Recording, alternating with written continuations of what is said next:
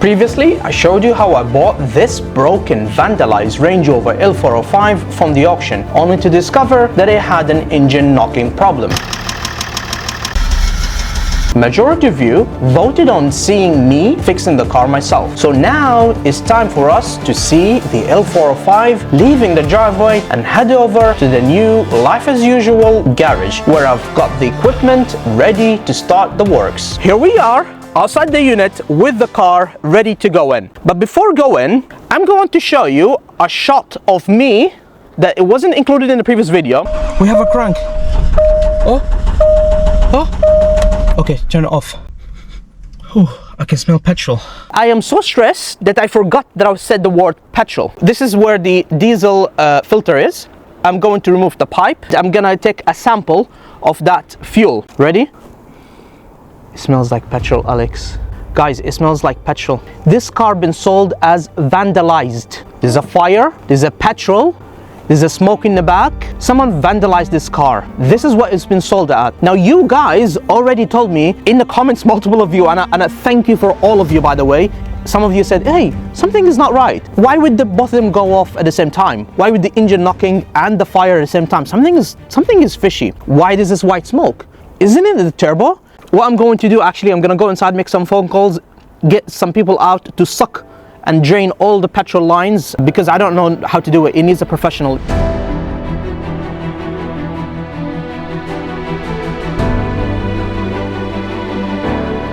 So we have the professional here, and what we're doing, actually, we try sucking the fuel from the tank, basically, from where the filler is. But because we have two separate tanks, it's not working out. So it's best if we pull the fuel from here.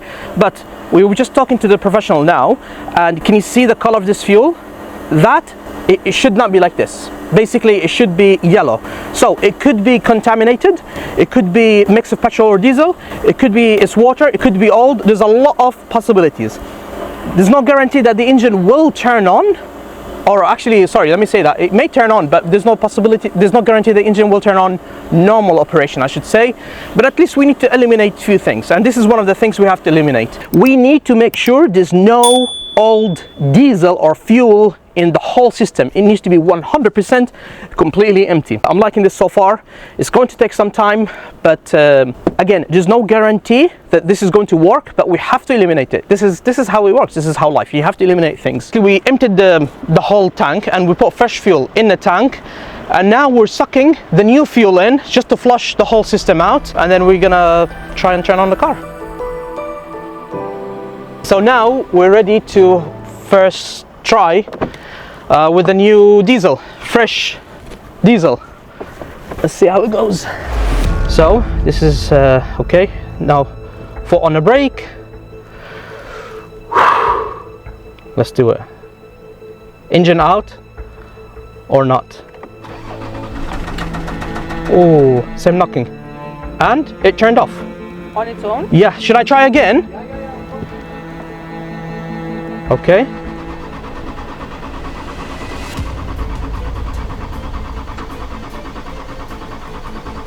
Not turning on. We're gonna have to try a few times. Come on, please. Please. Come on. Okay. It's trying. Come on. Oh, the knocking's still there. Will it go away? We still have smoke, white smoke coming out. We have to run it just a little bit to burn, you know, the old system stuff, just in case there's something in the back. We have to give it a chance. But it's not looking good so far, but at least we eliminate one problem. So I'm gonna rev the car just a little bit, see if it makes any difference. Just literally.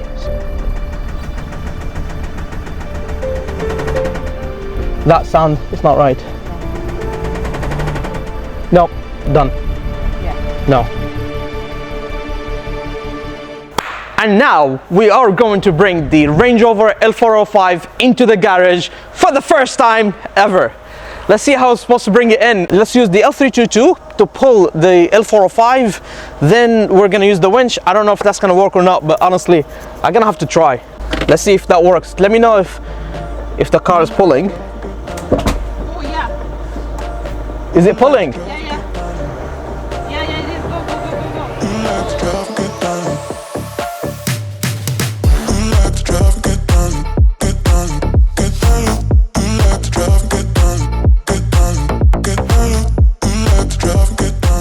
So now the Range Rover is here. We need to put it in, okay? That's our mission. We have the winch connected from the inside, connected to the car. Let's bring it in.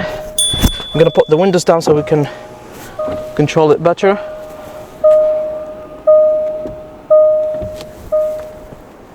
I didn't wash the car. So what I was thinking, if I bring it in that dirty, messy look, that may damage the paint. So I'm just gonna give it, it's not gonna be a clean, proper clean, just a quick wash with water, just to drop off all the mud and dirt, and then I'll bring it in.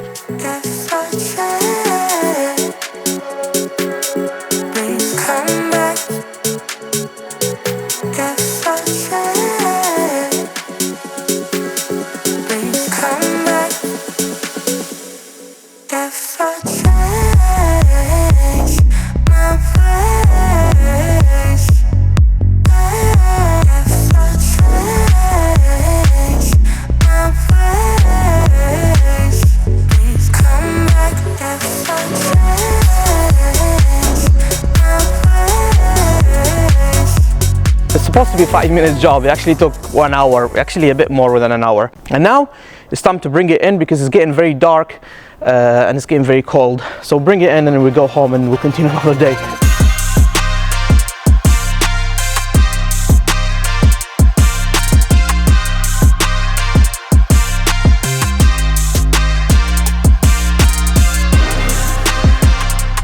We got the car in finally. Wow! It's unbelievable, unbelievable. It's a, I don't know, I'm out of words. Basically, it's a dream that the car's not fixed. I don't know why I'm happy. The car's not even fixed. We're nowhere close to be fixed. But I don't know, for the past few weeks, I have achieved a lot. Yeah, I know it's not fixed, I know. I think I just need a moment to myself and acknowledge where we are. It is the next day and now we have to put the car up in the air and check the tray and see if we have any oil leak or what's going on with the car. We still don't know what exactly the problem is. Now, our best assumption is it has an engine knocking. That means the rod bearings. Honestly, we're just guessing here. But I spoke to multiple engineers and we have all agreed engine out regardless. Let's put the car up in the air and see if there's any oil leak, because I think two things. Number one, I'm excited about the 2-post lift, and number two, I'm still excited about the 2-post lift. That's why I want to put it up in the air. That's it. Well, we want to test it, isn't it? So you ready for lift off, Alex? Yes. Okay, let's do some lift off. 3, 2, 1. We have a lift off. So if you haven't been watching our previous videos when we purchased the car from the auction, the car came provided with safety glasses in the back. They knew we were going to fix the car. So thank you for whoever provided the safety glasses. Okay, oil leak or not? Here you go. Okay. Moment of the truth. Moment of truth. Da, da, da, da, da, da, da. Wow! This is clean. Everything here is aluminium. There is no steel like in the L322 where it just rusts away. This is aluminium. Okay, on the turbo, I can see some oil. Not a lot of oil, it's like mist of oil. Well, I'll tell you what, everything else looks okay. One thing I noticed in the car, come here. Just be careful with your head. But what I noticed, see how I'm holding the glasses as if like I'm a doctor? Okay, what I've noticed that this is damaged, and I think I know why it's damaged, is because this has rusted. Oh. I do believe there are fuel tanks here, so that needs replacing. This is rusted and this is rusted. What do we need to do next? We need to take the engine out. I think that's where it is. We need to take the engine out. Once we take this bonnet off, there's no turning back. Okay. You ready? Yes. If I open the bonnet, we're gonna take the engine out. Okay.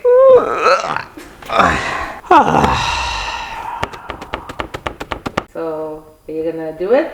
Or just gonna let it soak.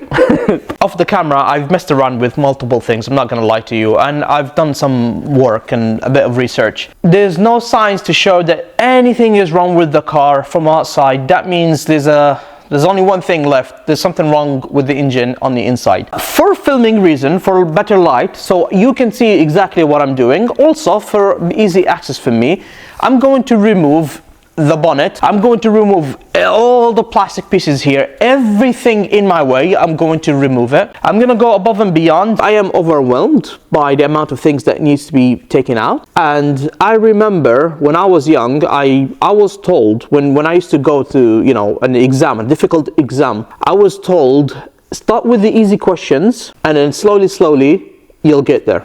So this is what we're going to do. I'm going to start the easy things, the things that I know how to take out, the things I'm not intimidated by. I'm going to take it out and slowly work my way through the engine and use the workshop manual and use some research, do a bit of research and just get it out. Should we get started? Yes. Bonnet first.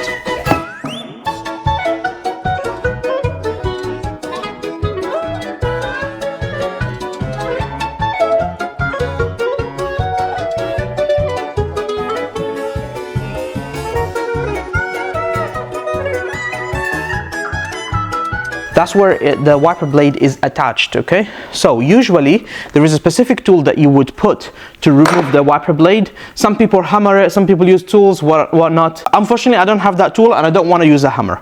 But this is a ball joint remover and it's new. I've never used it. And you know what? It fits perfectly. It goes this way and you tighten the bolt and it just comes out. So that works. Let me remove the next one and then I need to remove this big piece of plastic as well, and we're getting there slowly but surely.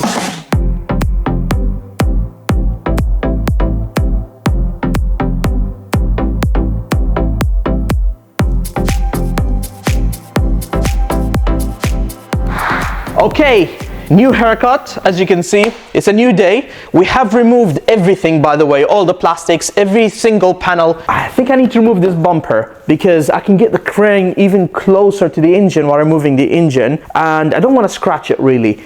So this is what I'm thinking. I'm gonna remove the bumper, and I'm not gonna add in the video on how to remove it because there are plenty of videos on how to remove the bumper. If this is really something that you are interested in seeing me to do it, I can do that in the future. Unfortunately, that's all what we have for you this week. Hopefully next week we would have completed a lot more. Maybe the engine will be out by next weekend. I'm not too sure, but I've got to go back and crack on. I thank you very much for watching this video. If you have enjoyed it, please make sure you hit the like button, subscribe for future videos, and I'll see you guys in the next one. I really need to go. Bye-bye.